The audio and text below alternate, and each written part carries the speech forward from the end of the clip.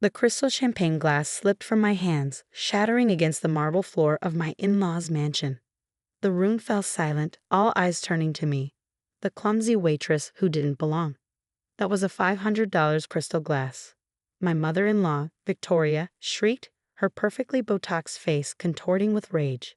"This is exactly why we can't have your kind at our family gathering, Sarah." But my foolish son insisted on bringing his charity case wife. I bent down to carefully pick up the shards, my hands trembling slightly, not from fear or embarrassment, but from the effort of containing my laughter. If they only knew who was really cleaning their floors right now. "Leave it," Victoria snapped. "Heaven knows what diseases you might spread. Margaret, call the actual staff to clean this mess." Margaret, my sister-in-law, smirked as she pulled out her phone. "She'd been waiting all evening for me to mess up." "Honestly, brother," she said to my husband Jack, who stood uncomfortably in the corner, "couldn't you have found someone more suitable? At least someone who knows how to hold a champagne glass properly?"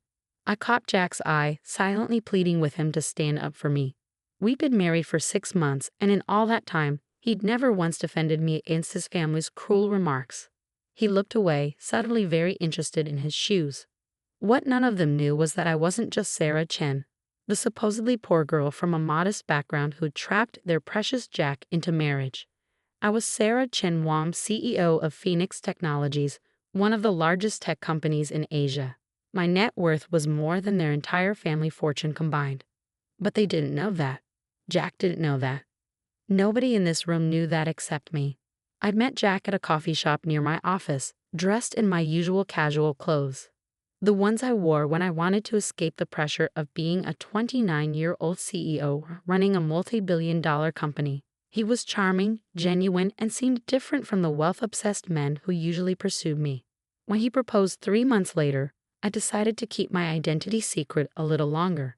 I wanted to be loved for who I was, not what I owned. I told him I worked as a mid-level manager at a small tech firm, and he never questioned it. But now, standing in his parents' mansion, watching his family treat me like dirt, I wondered if I'd made a mistake. "Sarah," Victoria's sharp voice cut through my thoughts. "Since you're already playing waitress, make yourself useful and serve drinks to our guests. The real staff is busy preparing for the main event."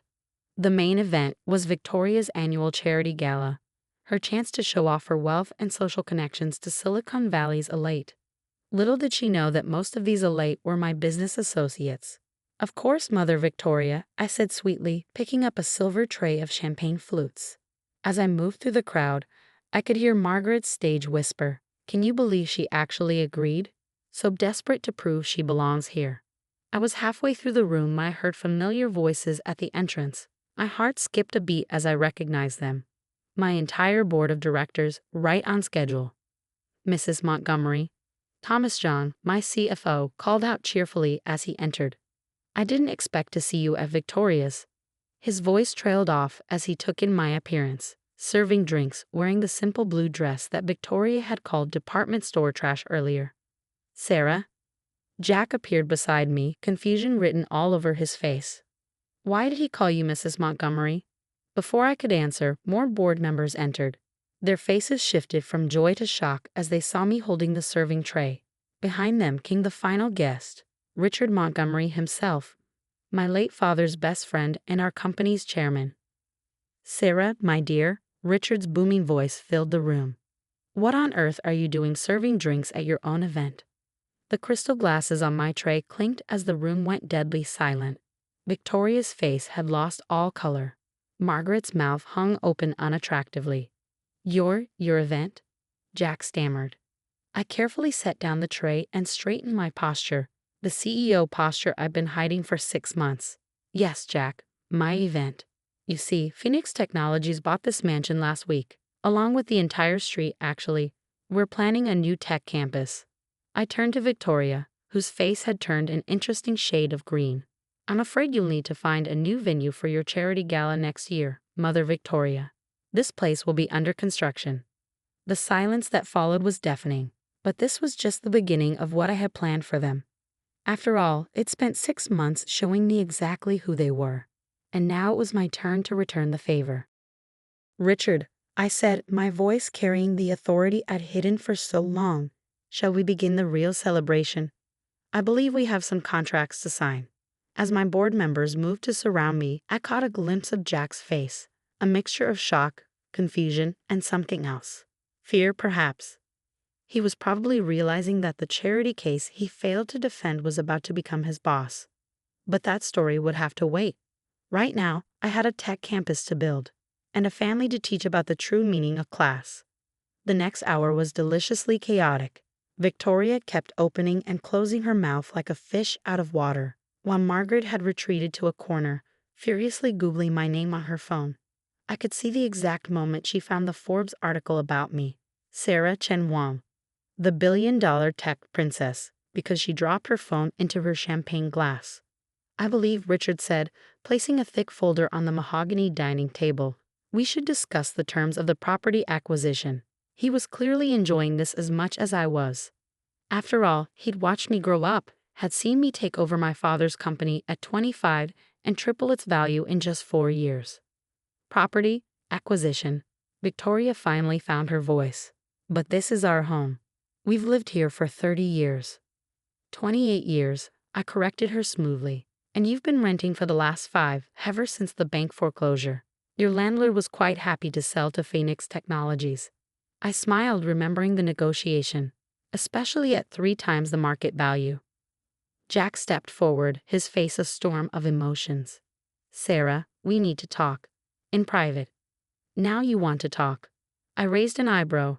"After 6 months of watching your family treat me like something they scraped off their shoes." The room grew even quieter, if that was possible. "But you're right, dear husband. We should talk." I led him to his father's study, soon to be my new regional office. As soon as the door closed, he exploded. "How could you lie to me? All this time, pretending to be poor?" I finished for him. "Unworthy of your precious family name. Tell me, Jack, how would you have treated me if you'd known who I really was? Would you have defended me against your family's abuse, or would you just have pursued me for my money instead of treating me like your dirty little secret?" He flinched. "I never." "You never what?" "Never stood up for me, never told your mother to stop treating me like a servant, never corrected your sister when she accidentally spilled wine on my dress or told her country club friends I was probably a gold digger?" I was trying to keep the peace. "No," I said quietly. "You were being a coward. And now you're angry because you realize you've been treating the wrong person like they were beneath you." A knock at the door interrupted us. Margaret burst in, her face flushed with excitement.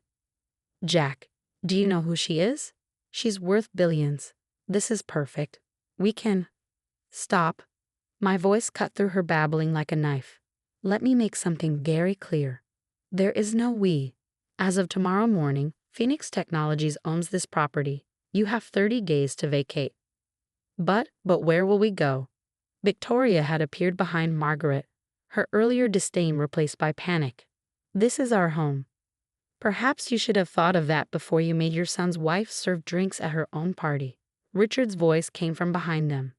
He entered the study, followed by my board members. "Sarah, the contracts are ready." I turned to Jack, who was watching me with a mixture of anger and dawning comprehension. "I'll have my lawyers contact you about the divorce settlement tomorrow." "Divorce?" Margaret shrieked. "Jack, you can't divorce her. She's rich." I couldn't help but laugh. "Oh, now you want him to stay married to me? What happened to gold digger and charity case?" Victoria stepped forward, her face a mask of desperation. "Sarah, dear, surely we can work this out. We're family." "Family?" I picked up a pen from the desk. "Let me tell you about family. 6 months ago, when I married Jack, I hoped to find a real family. Instead, I found people so obsessed with status and money that they couldn't see the person standing right in front of them." I signed the contract with a flourish. You know what the saddest part is? If you had just been kind, if you had treated me like a human being instead of an intruder, I would have shared everything with you. The money, the connections, all of it. But you showed me exactly who you are. And now. Jack's voice was barely a whisper. "And now you get to experience what it's like to have nothing but your name." Although I smiled sweetly at Victoria, I hear the Montgomery name isn't worth much these days, especially since Phoenix Technologies just acquired the majority shares in Montgomery Industries this morning. Victoria fainted. Actually fainted, like a Victorian lady with a case of the vapors. Margaret caught her before she hit the ground, while Jack stared at me in horror. You bought my father's company. Actually, your father sold it to me. Quite eagerly, I might add. Something about needing to cover his gambling debts before they became public knowledge. I turned to Richard. Make sure the press release goes out first thing tomorrow, and have security here in the morning to begin the property assessment. As I walked out of the study, I heard Margaret's wail, but where will we live? I paused at the door. I hear there are some lovely department stores nearby. Since you're so fond of them. The next few weeks were a whirlwind of activity. The divorce was quick and clean. Jack was too shocked and humiliated to contest anything. Victoria and Margaret tried to save face in their social circle, but it's hard to maintain an air of superiority when you're moving from a mansion to a 3-bedroom apartment. As for me, I turned their precious family mansion into something they would have hated, a tech incubator for underprivileged youth. The same kind of people they'd looked down on for so long would now be learning, growing, and building their futures in the halls where Victoria once held her charity galas. 6 months after that fateful party, I sat in my office, formerly the grand ballroom where I'd been made to serve drinks, reviewing applications for our scholarship program. A familiar name caught my eye. Emily Montgomery, Jack's younger cousin. The girl's essay was touching. She wrote about growing up in the shadow of her wealthy relatives, never quite fitting in because her single mother couldn't afford their lifestyle. She dreamed of becoming a software engineer, but couldn't afford college. I approved her application immediately, because that's the thing about real class. It has nothing to do with money or mansions or crystal champagne glasses. It's about how you treat people, especially when you think they have nothing to offer you. I learned that lesson from my father, who built this company from nothing. Victoria and her family learned it the hard way. And Emily? She's now one of our top coding students, and she brings coffee to our weekly mentoring sessions. Not because she has to, but because she wants to. In the end, I got something far better than revenge. I got to show them exactly what they'd thrown away. Not my money or my company, but the chance to be part of something bigger than their small, superficial world. Sometimes I wear that department store trash blue dress to board meetings, just because I can. After all, it's not about the price tag, it's about the person wearing it. And I wear it like a CEO.